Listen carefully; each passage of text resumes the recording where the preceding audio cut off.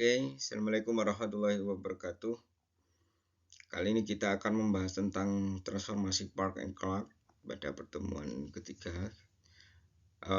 Di minggu-minggu lalu kita sudah belajar tentang konstruksi dan bekerja dari motor-motor magnet permanen, sinkronus motor, dan motor asinkron 3 fasa. Salah satu metode kontrol yang digunakan dalam pengendali motor-motor tersebut adalah vektor kontrol. Nah, salah satu bagian penting dalam vektor kontrol itu adalah transformasi Park and Clark. Nah, tujuan hari ini yaitu agar mahasiswa mampu memahami transformasi Park and Clark, kemudian mampu mengaplikasikannya dalam simulasi MATLAB gitu ya pada hari ini. Nah, transformasi Park and Clark banyak digunakan pada vektor kontrol yang berkaitan dengan magnet permanen sinkronus motor dan mesin-mesin asinkron atau motor-motor asinkronus ya, 3 fasa. Pada kali ini sesi ini kita akan membahas tentang 4 transformasi, yaitu transformasi Park, kemudian inverse Park, Clark transformation, and inverse Clark transformation. Nah, kita tahu bahwa jika ada sebuah motor 3 fasa UVW seperti ini, kemudian ada rotornya adalah magnet permanen gitu, misalkan magnet permanen yang bergerak. Ini tentu kita melihatnya dalam frame 3 fasa. Nah, ini bisa diubah menjadi 2 fasa statis yang sifatnya ini ortogonal, menjadi alfa dan beta. Kemudian ketika dia berputar, maka kemudian kita bisa merubahnya menjadi dq gitu ya, dengan theta ini sebagai perubahan sudutnya. Nah, transformasi ini sebenarnya adalah perubahan referensinya saja gitu ya, untuk memudahkan kita dalam mengendalikan.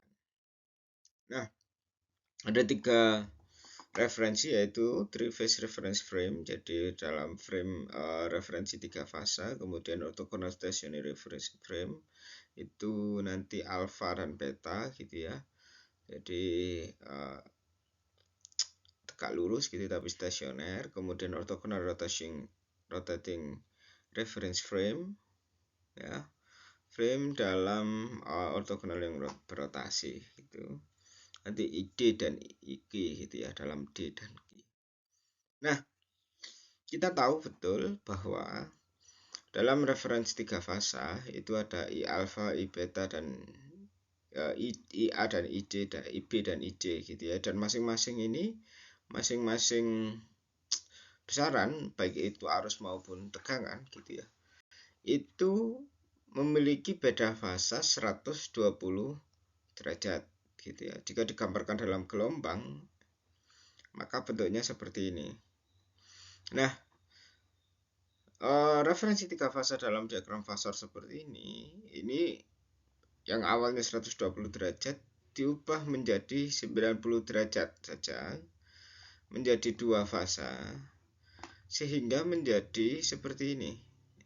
Jadi kalau awalnya ini adalah selisihnya antara fasa 120 derajat, ini menjadi antara I alfa dan I beta, itu menjadi sudut fasanya 90 derajat begitu.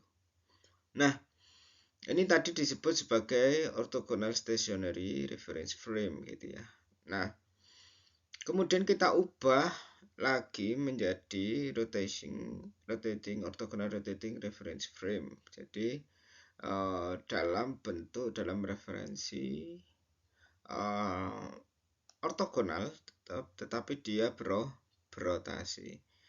Nah, sehingga ini berbentuk seperti sinyal DC gitu ya, ID dan IG-nya. Nah, dengan sinyal yang seperti ini tentu kita akan lebih mudah melihat responnya ketika kita ingin memberikan sebuah sinyal kendali tertentu gitu ya. Oh, ingin dinaikkan misalkan, ingin diturunkan dan seterusnya, itu jauh lebih mudah dalam memberikan nilainya nanti. Nah, 3 reference frame tadi itu jika disatukan dalam satu diagram Fasor, kita bisa melihat ini ada IA, IB, dan IJ, kemudian ini I alpha dan I beta, sehingga kita bisa tahu bahwa antara IA dan I alpha ini sudut fasanya adalah 0 gitu ya. Kemudian ID dan IG adalah orthogonal rotating reference frame tadi, yang itu sudut fasanya beda fasanya, ada perubahan fasanya yaitu theta gitu ya. Nah, langkah pertama dalam mengubah tadi dari 3 fase kemudian orthogonal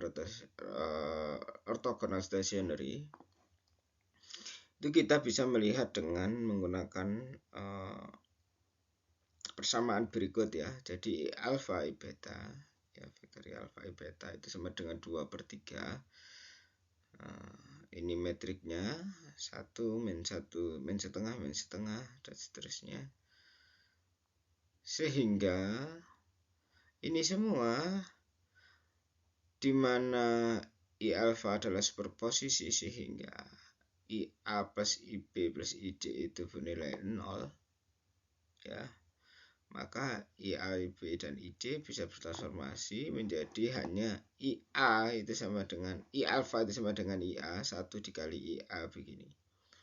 Kemudian I betanya adalah 1/3 dikali IA ditambah 2/3 dikali IB. Jadi seperti ini. Ketika IA plus IB plus IJ sama dengan 0 gitu ya, karena ini superposisi. Nah,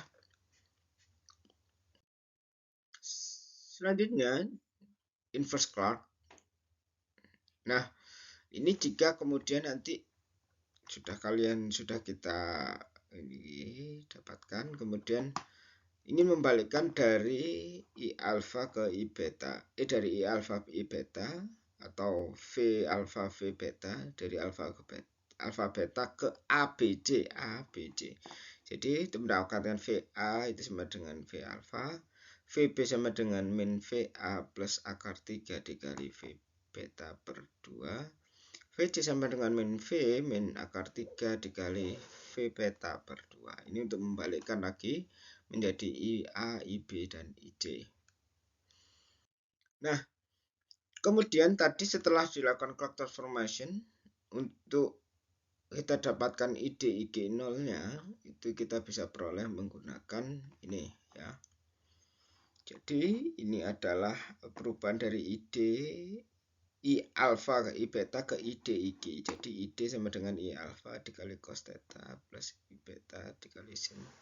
Nah, jadi dari ABC menjadi hanya D dan Q saja. Theta adalah rotation angle-nya. Oke. Nah, kemudian jika kalau kita sudah misalkan nih sudah IDG-nya kemudian kita kendalikan gitu. Nah, itu bisa kita kembalikan lagi menjadi I alpha I beta dengan rumus-rumus ini ya. V alpha sama dengan VD kali cos theta min VQ kali sin theta. V beta sama dengan VQ kali cos theta ditambah VD dikali sin theta. Ini adalah caranya atau membalikkan dari I alpha ID IG ke I alpha I beta. Kemudian nanti jika ingin dikembalikan lagi menjadi IA, IB, IJ, maka kita bisa menggunakan inverse Clark ya. Sehingga kemudian setelah kita kembalikan ke IA, IB, IJ, nanti kita bisa masukkan lagi ke fasa-fasa pada motor. Nah, ini adalah block Simulink yang ada di MATLAB untuk merubah dari IA, IB, IJ ke ID, IG gitu ya.